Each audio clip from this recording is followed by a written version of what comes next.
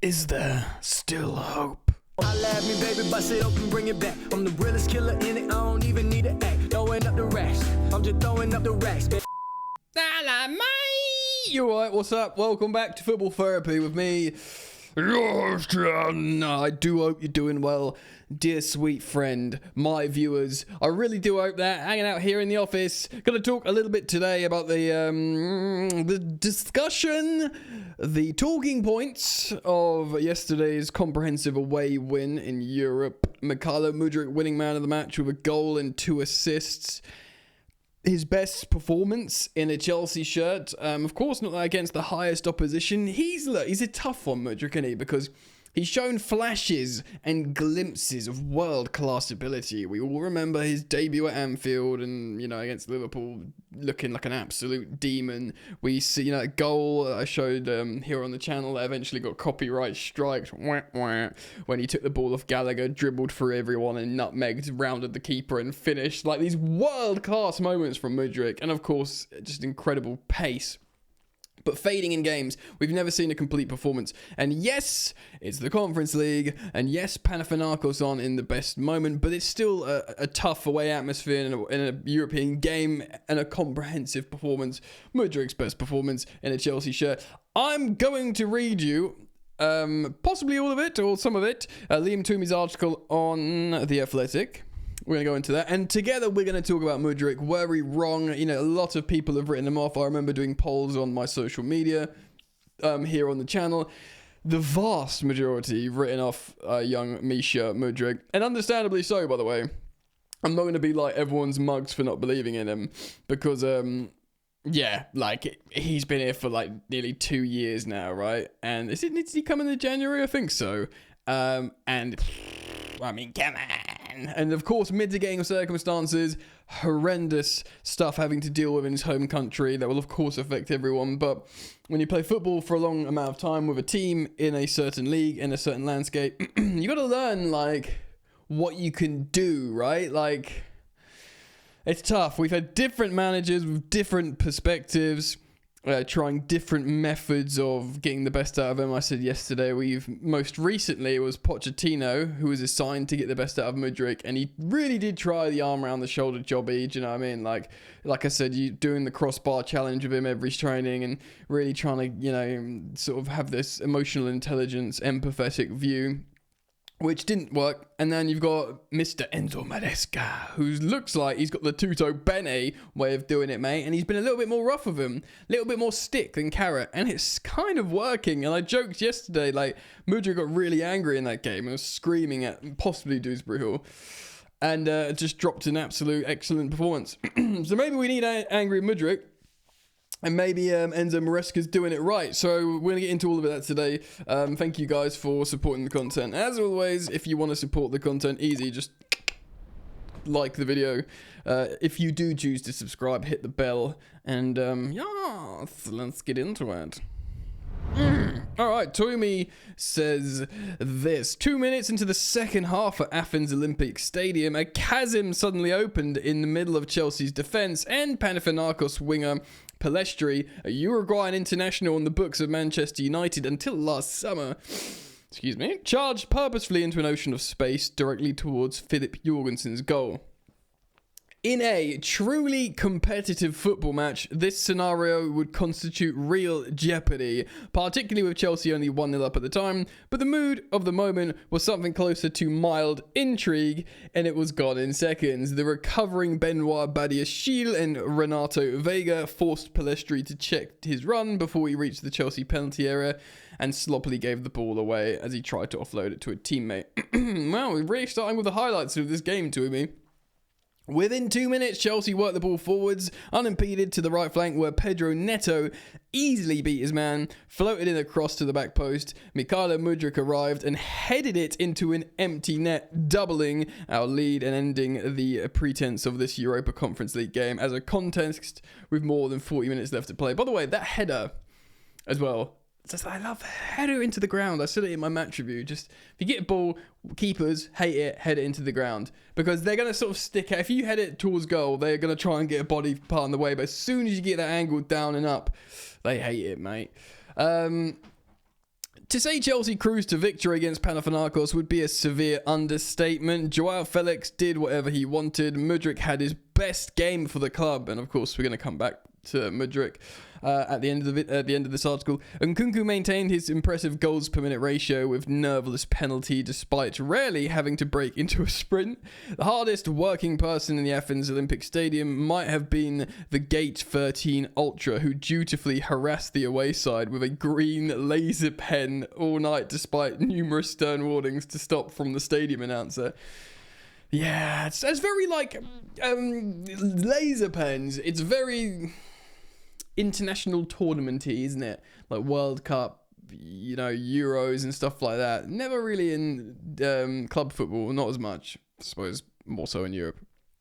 The most charitable explanation of their limp display from Panathinaikos is that they were out several key players, and of course they were understandably affected by the tragic death of George Baldock, who was a subject of numerous heartfelt tributes, from both sets of players, which was really nice, and supporters ahead of the kickoff. That is undoubtedly part of the picture, but there was something else too.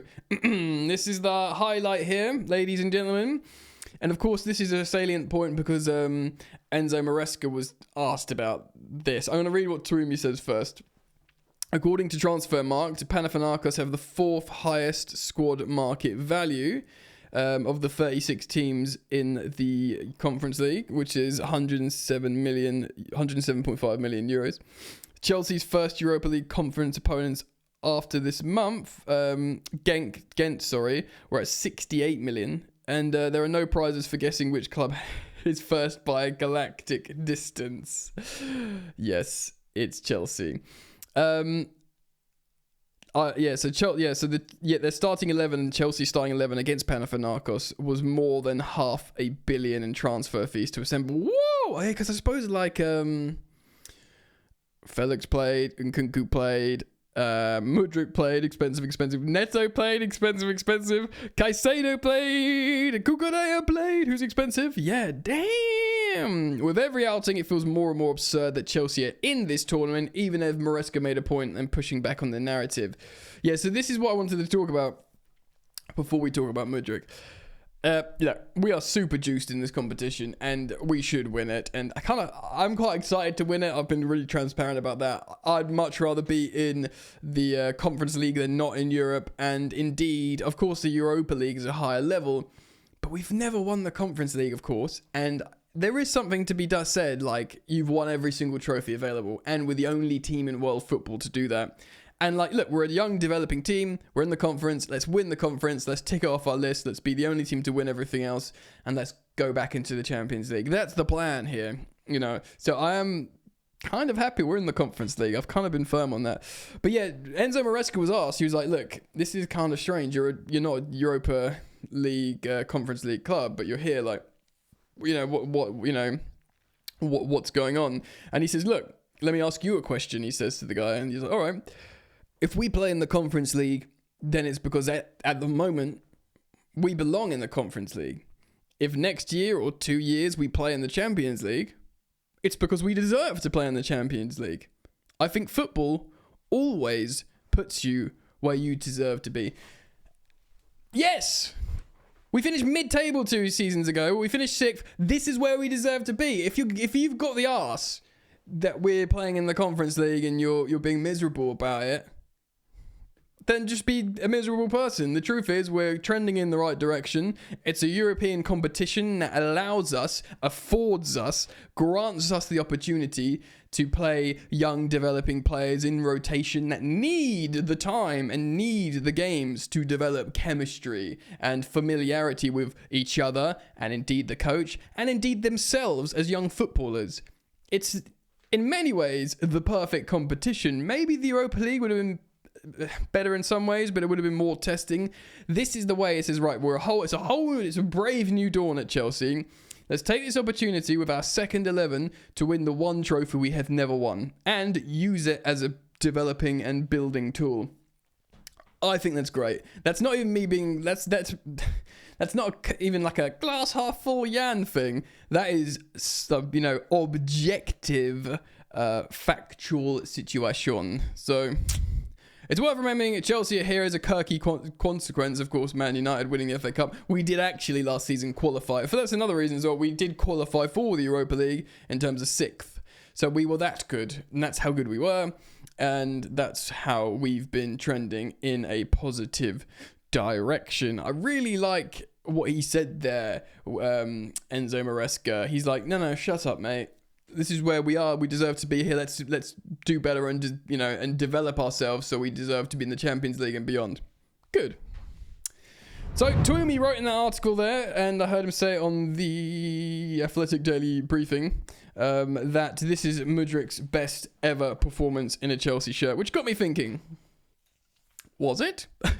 and again, to reiterate, Panathinaikos, 6th in the Greek league, big team, big club, but and like I said, it was a aggressive away atmosphere, and they came to play. They weren't really passive, and they had moments, and it was a great away win, because when you have these one-off games, and I know they don't mean too much in the new format, but these one-off games in that atmosphere, again, with an undercooked developing team like Chelsea, it is not a given you go and win that game. But to go and win that game 4-1 away with your second string team is nothing short of great. It really is. It is great.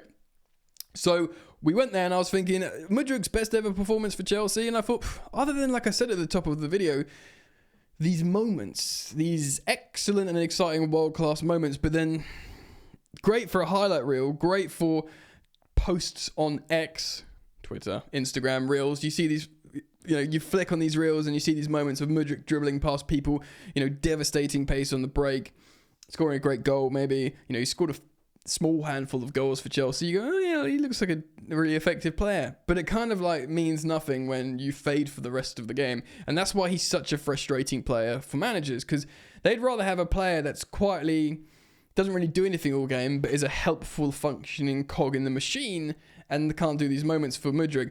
All Mudryk needs to do is become a little bit more of a functioning cog in said machine. And then if he supplements that with those amazing moments, superb and a worthy starter, to the point where he can still believe he's the starter for Chelsea over Jadon Sancho, over Pedro Neto on the left. And maybe he is really good. That's why I asked the question, are people wrong about Mudryk? Now, if you watch the channel, I've always remained the same position on this. I say, look, there's an insanely talented player in there, but he's severely undercoached, and not only that, he's seemingly a confidence player, which is hugely worrying as well. And you've got someone like Cole Palmer, who's not a confidence player because he doesn't think about being confident or not. He just does it. A bit like Eden Hazard. So when you have a confidence player, you're really sort of worrying about them. Nico Jackson is a little bit of that as well, but maybe not as much as Mudryk. Mudryk is very much that, but I have been very firm and on my position of I think he's super talented. He's got all the incredible high-octane raw materials to be amazing. All people who know him, he's maybe Ukrainian teammates, but indeed coaches think he can win the Ballon d'Or. He's incredibly fast. He's strong. He's fast. He's strong. He's got a hammer of a shot on him. Granted, he needs to get it on target more. He can dribble, and he can, when he's working on instinct, do incredible technical 1-2 stuff. Like he can nutmeg people, take it round people, and he's not kind of like a winger like a Jadon Sancho or a Noni Madueke where he slows the game down and sort of beats a man and 1-2s and sort of, do you know what I mean? Just goes past them 1v1. He's not that kind of winger. He needs to be really high octane chaos, running at you. He's not going to slow the game right down and do something, really, really helpful. He needs almost speed. He's like a Super Saiyan footballer, for a Dragon Ball Z reference there. Like I said, he's got all those natural abilities, but to fit them into the team, constructively, it's such a friggin' hard task. Maresca looks like he feels like maybe he can do it. The way he's spoken about Mudryk, we are working with him. He said it slowly. So with Mudryk, it's slow. I think he's just hugely undercoached, and I apologise for referencing this for the 1,000th time, but it is something I've spoken about before. Adam Crafton's piece on Mudryk from Shakhtar when he thought he was going to Arsenal. He then spoke about him when he went to Chelsea, and he says, I did a lot of work on this guy, and the recurring theme is he could be insanely good, To the point where, like no one looked at Palmer, right? When Palmer came to Chelsea and went, he could be insane. People knew he was good. But even like Joe Shields' gang and everyone who knew he was a good footballer, no one knew he would become this good, right? Palmer.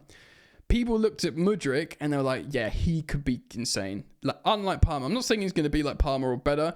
Very different personality, style of players. And like Palmer's almost certainly got a higher ceiling than Mudryk. But what Mudryk had was evidence that they had the raw materials to be incredible and you just needed to get it out of him. The only thing is that Shakhtar, I said it before, when all the Brazilian players left and, because of the war, and it was a limited roster of players, Mudryk was their star player and they played transitional football on the left-hand flank. They would just basically soak up pressure and then throw the ball over the top in the left channel for Mudryk to run.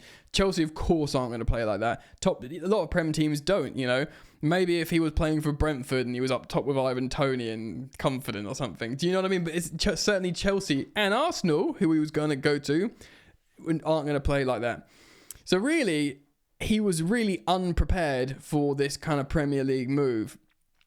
But if like I said, if angry Mudryk is the answer when he was getting really angry and shouting at people, and maybe something can stir and, dare I say, click inside him, he can just stay locked into games longer. Because even yesterday, with his best performance in a Chelsea shirt, he still faded at times. Granted, maybe because we were ahead and the pressure was off or whatever. But there's something there. There's like, if we can light a fire in Mudryk, I feel like that player is there. So many people will tell you. Okay, granted, his Ukrainian teammates are going to have immense belief in him, but people look at him like, yeah, you don't know about this guy. Like this guy wants to like conquer the world, and it became a bit of a meme and silly. We all sort of lost faith in him, but who hasn't lost faith in him?